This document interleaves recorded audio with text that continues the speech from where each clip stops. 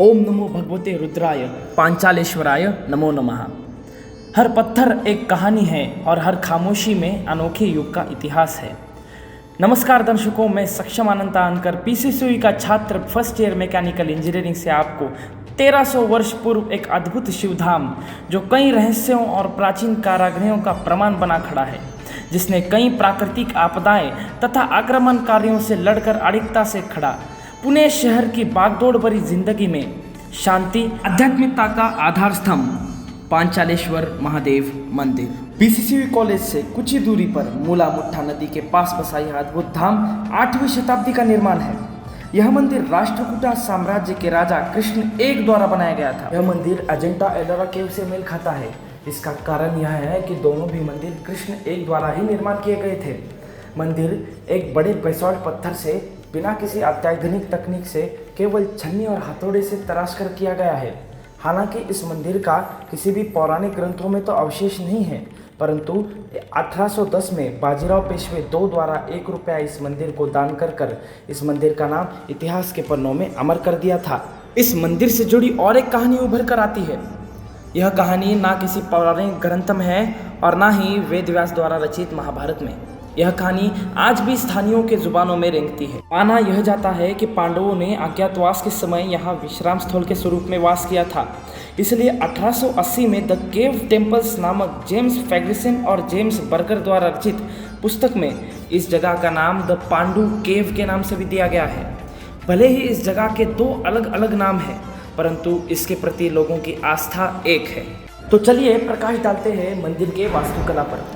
मंदिर में प्रवेश करते ही एक बड़ा सा पुराना सा बरगद का पेड़ होता है, जिसके ठीक समीप जाती है एक बड़ा सा चौकोनी मैदान, जिसके अंदर स्थित है मध्य में नंदी मंडप। नंदी मंडप के अंदर 16 स्तंभ है और 4 अर्ध स्तंभ, जिसके मध्य में विराजमान है नंदी महाराज, जिनका मुख सीधा गर्भगृह में स्थित भगवान शिव की ओर। इस नंदी मंडप में पौराणिक तकनीक से बना ड्रेनेज सिस्टम भी स्थापित किया गया है। नंदी मंडप से ठीक दाहिनी ओर विश्राम स्थल है।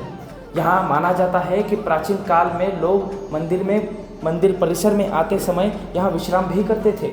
मंदिर के मुख्य परिसर में प्रवेश करते ही 8 स्तंभ और 2 अर्ध स्तंभ से बड़ा एक बड़ा सा सभा मंडप है। इन सभा मंडप में ये 2 अर्ध स्तंभों की तो अलग ही कहानी है। इन 2 अर्ध स्तंभों में स्थित ये शिलाखंड पर भगवान श्री हरि विष्णु के पद्म सुदर्शन चक्र के साथ साथ भगवान इंद्र का ऐरावत भी अंकित किया गया है। इन 2 अर्ध स्तंभों के ठीक समीप चौसरनुमा आकृति भी निर्माण की गई है। सभा मंडप से 27.5 फीट पर मौजूद है मुख्य गर्भगृह। इस मुख्य गर्भगृह 60 पदों का बना हुआ है, जिसके मध्य में विराजमान अनोखा शिवलिंग। अनोखा इसलिए क्योंकि इस शिवलिंग पर भगवान विष्णु के साथ साथ भगवान ब्रह्मदेव को भी प्रदर्शित किया गया है। गर्भगृह के ठीक दाहिने ओर एक उपगर्भगृह है, जिसमें मौजूद भगवान गणेश की मूर्ति इतनी पौराणिक है। गर्भगृह की बाईं ओर माता पार्वती को समर्पित और एक उपगर्भगृह है। गर्भगृह के ठीक सामने से प्रदक्षिणा पथ शुरू होता है। इस पथ पर प्रदक्षिणा करते समय आपको भगवान दत्तात्रेय के साथ साथ भगवान गरुड़ के भी दर्शन होते हैं। प्रदक्षिणा पथ पर उनके दीवानों पर और उनके शिलाखंडों पर कई देवियों और देवताओं के चित्र तराशे गए हैं। प्रदक्षिणा पथ में जाते समय और एक अनोखा स्थान दिखता है। यह अनोखा स्थान इस मंदिर के अधूरे होने का प्रमाण देता है। स्थानीयों का यह कहना है कि इस मंदिर के अधूरे होने का कारण यह है कि राष्ट्रकूटा राज्य के राजनीतिक मतभेदों के कारण इस मंदिर के निर्माण को अधूरा छोड़ा गया। सभा मंडप में दीवारों पर भगवान विष्णु, भगवान ब्रह्म और माता दुर्गा के साथ साथ कई पशु और पक्षियों के भी चित्र को तराशा गया है। ऐसे ही शैव, वैष्णव और शक्ति के विचारधाराओं का मिश्रित स्थल पांचालेश्वर महादेव मंदिर। मंदिर के प्रांगण में बड़े बड़े शिलाखंड, मंदिर के परिसर में बड़े बड़े स्तंभ और प्रदक्षिणा पथ पर बड़े बड़े दीवारों पर कई स्थान खाली पड़े हुए हैं। पौराणिक काल में यह खाली स्थान भरे हुए थे भगवान देवी देवताओं के मूर्तियों से, परंतु इस स्थान के खाली पड़ने का कारण इतिहास के पन्नों में लुप्त हो गया। हालांकि लिखित में तो इस मंदिर पर कोई आक्रमण या कोई प्राकृतिक आपदा का तो कारण नहीं दिया गया है या ना अवशेष प्राप्त किए गए हैं, परंतु इस मंदिर की स्थिति को देखते हुए यह अनुमानित लगाया जा सकता है कि इस मंदिर ने कई प्राकृतिक आपदाओं के ठोकर खाए हैं। 2003 में स्थानीय लोगों के धार्मिक आस्थाओं को मद्देनजर रखते हुए मंदिर में मौजूद खंडित मूर्तियों को बदला गया था।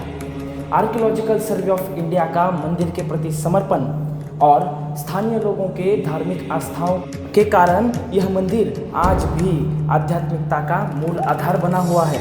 और अंततः नमामि शीर्षा त्वं शंकरम वंदे शिखा त्रिशूलम शरणम प्रपत्थे, अर्थात मैं नमन करता हूँ हे शिव आपको और आप में बसे शिव तत्व को।